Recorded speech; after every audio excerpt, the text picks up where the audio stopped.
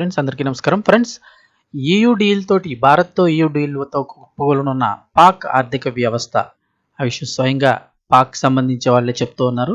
వివరాలు తెలుసుకుందాం. వీడియో పూర్తిగా చూడండి. అలాగే తప్పకుండా లైక్ చేయండి. మరిన్ని అప్డేట్స్ కోసం ఛానల్ని సబ్స్క్రైబ్ చేసుకోండి.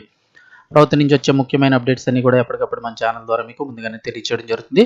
అలాగే వీడియోని ఒక లైక్ చేయండి. మరింత మందికి ఇన్ఫర్మేషన్ చేరుతుంది. వివరాల్లోకి వెళ్ళిపోదాం. ఇటీవలే భారత్ ఈయూతో అయితే కనుక కీలక ఒప్పందం చేసుకున్న సంగతి తెలిసిందే మనందరికీ కూడా.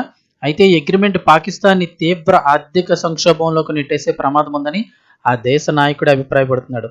ఇంతకాలం యూరప్ పాక్ మధ్య నడిచిన జీరో టారిఫ్ హనీమూన్ ఈ డీల్ వల్ల ముగిసిందన్నారు. దీనివల్ల ఇక దేశంలో తీవ్ర ఆర్థిక నష్టంతో పాటు దాదాపు 1 కోటికి పైగా ఉద్యోగాలు పోయే అవకాశం ఉందని అయితే చెప్తూ ఉన్నాడు. భారత్ మధ్య జరిగిన ఈ ఒప్పందం పాకిస్తాన్ని పేదరికంలో నెట్టేసే అవకాశం ఉన్నట్లు ఆ దేశ నాయకులు భావిస్తున్నారు.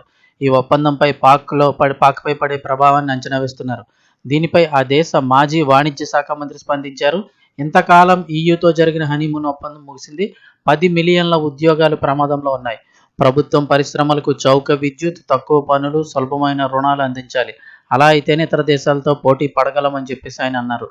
ఇక యూరోపియన్ యూనియన్లోని ఇంతకాలం పాకిస్తాన్ హవా నడిచింది. ఆ దేశానికి చెందిన దాదాపు 65% వస్తువులు ఎలాంటి పన్నులు లేకుండా అక్కడికి ఎగుమతి చేయబడుతున్నాయి. ఇప్పుడు భారత్తో ఈయూ డీల్ నేపథ్యంలో ఆ ఎగుమతులన్నీ కూడా ఇప్పుడు తగ్గిపోయే అవకాశం ఉంది. ఇక భారత్ ఈయూ ఈ ఏడాది జనవరి 27న వాణిజ్య ఒప్పందంపై సంతకం చేశాయి. దాదాపుగా 200 కోట్ల మంది ప్రజలు ఈ ఒప్పందంలో భాగంగా ప్రభావితం అవబోతున్నారు. ప్రపంచ జీడిపిలో ఈయూ భారత్ మార్కెట్ విలువ దాదాపు 25% ఉందంటున్నారు.